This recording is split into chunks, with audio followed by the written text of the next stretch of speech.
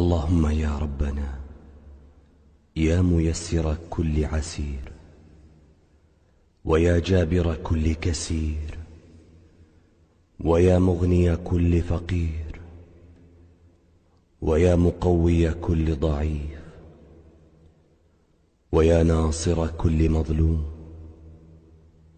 ويا مأمن كل خائف،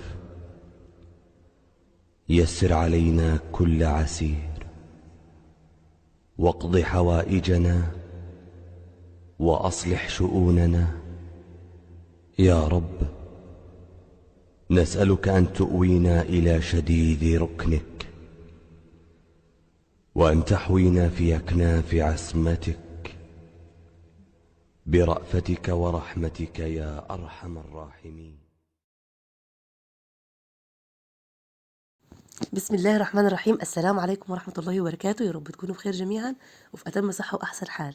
أنا رحاب يحيى ودي قناتي. لو أول مرة تشوفوا قناتي ما تنسوش تعملوا لايك للفيديو واشتراك في القناة عشان بإذن الله قناتنا تكبر بيكم. النهاردة إن شاء الله معانا كده روتين خفيف على السطوح، روتين كده خفيف، وهرغي معاكم شوية عملت ايه وسويت ايه، وهقول لكم بقى على المشروع الجديد ان شاء الله اللي هبتدي فيه. انا زهقتكم طبعا بمشاريعي، كل شوية بمشروع. ان شاء الله هبدأ كده مشروع مبهج جدا بإذن الله. دعواتكم كده ليا بالتوفيق ان شاء الله، ربنا يكرمنا واياكم بكل خير. بصوا بقى مغطيه هنا بقى الحمام الزينه. الحمام ده انا ما وريتهولكمش يعني. جبت جوزين حمام زينه حلوين جدا، اللهم بارك يا رب. جوز اسمه لاهور. جوز بقى الحمام اللي قدامكم ده شبه البطريق، اسمه لاهور، وفي ناس بتقول عليه حمام البطريق بسبب ان هو الوانه كده وشبه البطريق. تمام. وجبت بقى جوز هزاز ابيض ما شاء الله، حلو جدا. انا بحب الطيور جدا، بحب منظر الطيور قدامي، وبحس كده ان الواحد بيكتسب كده طاقة ايجابية منها. نفسي اهتم بيهم كويس، ويبقى عندي بقى حمام زينة كتير مال السطوح كده قدامي ان شاء الله. طبعا حطاهم في قفص دلوقتي، وبعد كده بحطهم في باترينا. في البدايه بقى ما كانش عندي غله للطيور. طبعا الموضوع ده انا مش بعمله، يعني ممكن كل سنه مره، بس هو يعني في ناس بتعمله وبتضيفه للغله. يعني بيقولوا مفيد العيش، يعني لما تخلطيه مع غله مفيد برضو للحمام وللزغاليل وكده. بس انا مش بحب، لان برضو بيقولوا انه بيجيب امراض. فكنت مضطره، هنا كان الحمام جعان وما كانش عندي غله، فقلت اتصرف. كان عندي جرجوش وكان عندي عيش ناشف. طبعا اهم حاجه يكون العيش الناشف ده والحاجه دي تكون نظيفه، يعني ما يكونش عيش معطن وبايظ، وتكوني منشفاه وتعملي لي الحمام، لان الحمام نظيف هتاكليه بقى حاجات مش نظيفه فهيجيله امراض كتير انت في غنى عنها وكده. على فكره انا بصوا غاويه جدا للحمام. بربي، كنت يعني بربي دايما من زمان يعني حمام وكده، وكان كذا مره برضو يجيله امراض. ما كنتش اعرف يعني ازاي اداوي الحمام، لان برضو كانت الامراض تبقى صعبه زي مرض الروشه اللي هي السلمونيا دي وكده. وكانت الغيه كلها اللي كانت تموت تمام جماعي كده. يعني ممكن ما يكونش عندي غير حمامتين ثلاثه من الحمام القديم خالص. باقي الحمام بقى دايما بشتري. وكنت برضو بشتري حمام اللي بيبيض وشغال، وكان بعد ما جناحاته تكبر كان يفر ويرجع لصاحبه تاني. فانا مش بيأس لان انا بحب الحمام. كلموني ناس كتير وقالوا لي يا حبيبي احنا عايزين نربي حمام وكده عشان خاطر يبقى عندنا يعني اكتفاء وكده. اسمه اكتفاء ذاتي ولا اسمه اكتفاء منزل ولا اسمه اكتفاء ايه يا ربي؟ اكتفاء كده في المنزل يعني وكده، ان هم ياكلوا حمام بدل ما يشتروا من بره. فانا يعني نصحتهم معلومه، وخايفه برضو من النصيحه ان حد يفتكرني ان انا خايفه من الحسد. انا والله بتكلم بما يرضي الله وبقول بكل صدق اللي حصل معايا بجد. طبعا في ناس مربيه حمام ممكن تديها خير ويبيعوا منه ويعملوا وينجحوا كل حاجه، بس الناس دي بيبقى عندها ابراج، بيبقى عندها اراضي مزروعه تمام.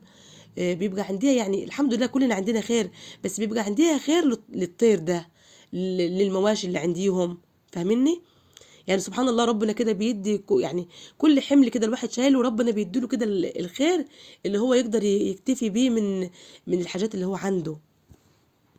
فانا كرد ليهم بقول له يعني لو انت هاويه وغاويه هاتي حمام ورب زي ما انت عايزه، لان الغاوي مش هيهمه حمام مباضش. حمام مثلا يعتبر 4 شهور في السنه ممكن ما يبيضش زي ما بيحصل عندي، لان الحمام بياخد شهور بيريح فيها وبعد كده يبتدي يشتغل من جديد. طبعا ممكن تاكلي ويطلع لك حمام تذبحيه، بس انت اكلتي اكتر ما اكلتي. فاهميني؟ فالفكرة مش فكرة ان انت عندك حمام كده انت بتاكلي حمام، لا والله. الفكرة ان اللهم صل على سيدنا محمد، ان اللي بيربي الحمام ده لازم يكون غاوي وهاوي عشان يربيه. لكن هتجيبيه عشان تاكلي كل شهر ولا كده، فما انصحكش بالموضوع ده.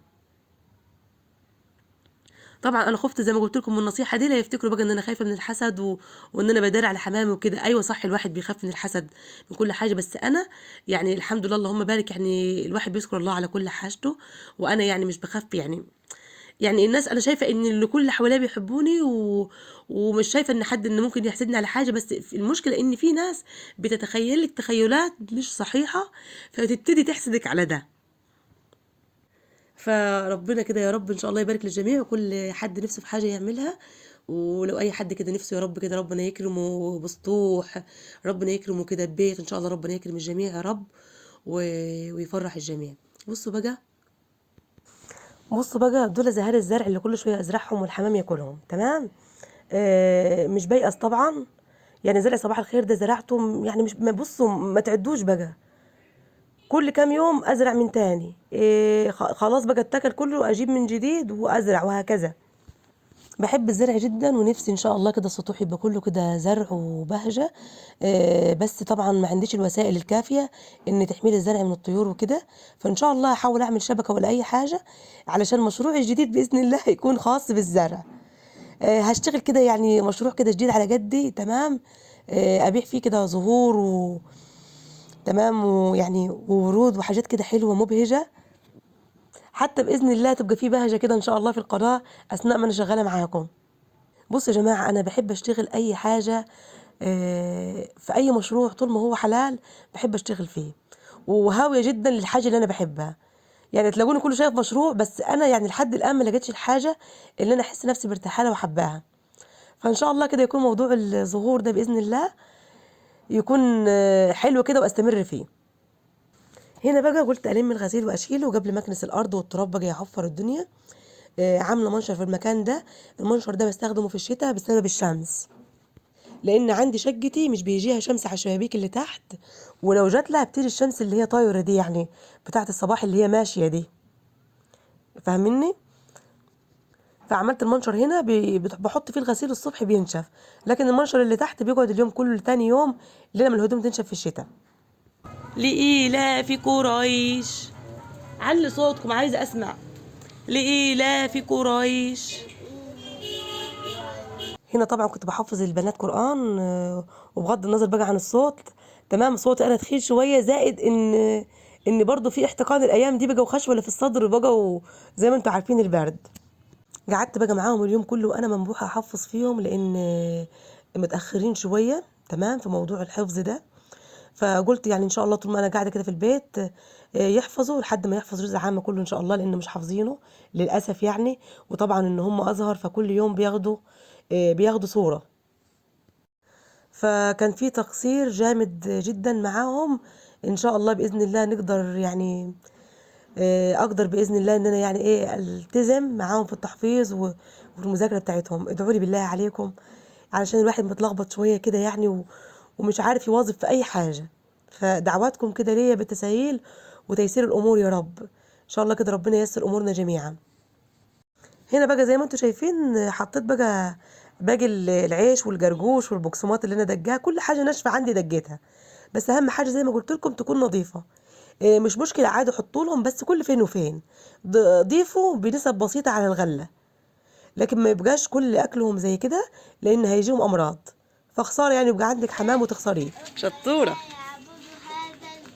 فليعبدوا رب هذا البيت الذي أطعمهم من جوع وآمنهم من خوف. برافو يا سجد، الله أكبر. يلا تاني. خلصت كده تطبيق الغسيل، شايفين ماما؟ كده راح خلاص. اتكلم معاكم بقى على الحمام اللي انا جبته الزينه، تمام. زي ما انتم شايفين بقى ده الحمام الهزاز، اللهم بارك. شايفين منظره عامل ازاي؟ حلو جدا ما شاء الله. فانا حابه كده يكون عندي كده كام جوز حواليا ان شاء الله، في السطح كده باذن الله، بس ربنا يبارك في دول وان شاء الله ننتج منيهم. ادينا احنا اهو ان شاء الله طول ما احنا كده يعني ربنا مدينا الصحه وعايشين، هنشوف بقى هيحصل لهم ايه، هينتجوا يعني ان شاء الله هصور معاكم دايما باذن الله. والحمام التاني اللاهورز اللي انا وريته لكم برده في بدايه الفيديو، حطاهم بقى في الوقت الحالي في قفص عشان يتعودوا على السطح. انا شلت ريشتين من كل حمامه، شلت منها 3 ريشات الاولين في الجناح عشان ما يطروش.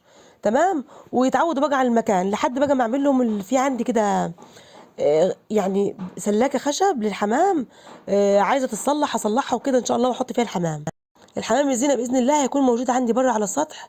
دي السلاكه اللي قدامكم اللي عند السفره، فهيكون بره موجود معايا، والحمام التاني في العشه. وباذن الله ربنا يبارك فيهم كده ان شاء الله، ويدوا انتاج كده ان شاء الله ويكتروا معايا باذن الله. محمود هنا بقى كان جاي من الشغل، ما كناش بقى هنعمل غدا يعني في البيت، كنا هنجيب غدا جاهز. كنا حابين ناكل سمك، واحنا اغلب اكلات السمك بتاعتنا بتكون من بره عشان مش بحب ريحه الزفره دي تكون في البيت. بابا بيمس عليك، بيمس عليك وريني كده. بس ما تاكلوش كله. ايه بيقولي ما تاكلوش كله. ما كلوش. هنا محمود بعت مع سجده برطمان عسل بالمكسرات جميل جدا ما شاء الله. نتصبر انا والبنات كده شويه عشان اجل هو الغدا لحد الساعه 4. فالمهم بقى عايزه اقول لكم ان العسل بالمكسرات ده تحفه جدا، طبعا غني بالمعادن بقى والفيتامينات وتحفه بجد يعني. المكسرات اللي موجوده جوه البرطمان عين جمل وكاجو ولوز وبندق. تمام. طعمه حلو جدا مع العسل. طبعا ممكن تجيبوا طبعا المكسرات دي وتجيبوا عسل نحل وكده وتضيفوه انتوا بنفسيكم. اوريكم بقى منظر السطوح لما طلعت كان ايه، وبعد بقى ما تنضف بقى ازاي. السطوح كل يوم بتكركب من البنات، انضفه كل شويه. بصوا بننزلوا منه وهو متبهدل، يعني بعد ساعات بنزل بالليل ببقى خلاص مش قادر ان انا اعمل حاجه بالليل. هنا بقى كنت رتبت كل حاجه وشلت كل اي كراكيب وكده يعني، ورشيت شويه ميه عشان خاطر لما اجي اكنس التراب ما يتعفرش علينا. المكان بسم الله ما شاء الله لا قوه الا بالله مريح نفسيا، وان شاء الله باذن الله هيكون مريح نفسيا اكتر من كده. هنا بقى فرشت الحصيره وحطيت بقى المفروشات اللي على الركنه والخداديات. حطيت بقى الترابيزه دي في النص وعليها زهره صباح الخير دي. بصوا صباح الخير دي ما كانتش كده، كانت فيها كثافه كتير وكان فيها ورد كتير، بس برضو الحمام اكله ومش هيأس. ان شاء الله باذن الله هتشوفوا ان شاء الله الزرع الايام اللي جايه اللي هجيبه في الفيديوهات اللي جايه. هنا بقى جودي بسم الله ما شاء الله كانت ملونه رسومات، كنت جايبه لها كتب يعني مرسومه وهي تلون، فكانت ملونه بطريقه حلوه ما شاء الله. حطيت لهم بقى الترابيزه بتاعتهم هنا عشان يذاكروا عليها، وحطيت لهم الكراسي. السفره هنا بقى مسحتها كويس ولمعتها. ودول بقى ما تبقى من الذريات اللي عندي، والعصافير العساسيل دول ما شاء الله اللهم بارك يا رب، المنظر مبهج وجميل اللهم بارك. بصوا بقى في حاجه عايزه اوضحها لما وصلت هنا. انا لما بنزل محتوى وبعرض حاجات وبعمل روتين وببقى فرحانه بالحاجات دي، انا مش ببقى نيتي ان انا اغيظ حد ولا اكيد حد والله. وعايزه اقول للجزء اللي يعني بيتابعني اللي هو ممكن يكون كارهني، الجزء اللي ممكن يكون اذاني في يوم من الايام، انا والله مش بتمنى لكم الشر، ولا بتمنى لكم حاجه وحشه، ولا بتمنى ان انا اذيكم بحاجه وحشه. وطبعا خلاص الحقوق هو ربنا سبحانه وتعالى، فربنا ان شاء الله كده يتولانا برحمته جميعا. ان شاء الله ربنا يسعدنا واياكم ويسعد الجميع ويطلعنا كده من الدنيا دي على خير.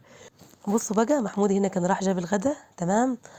سجود بقى ايه النظافه دي بتاع السجود، شايفين النظافه لسه شايفينها طبعا دلوقتي. لما كانت جايبه العسل كان منظرها عامل ازاي. حميتها بقى هي وجودي وخليتهم زي الفل، وقعدنا بعد كده ناكل على نظافه.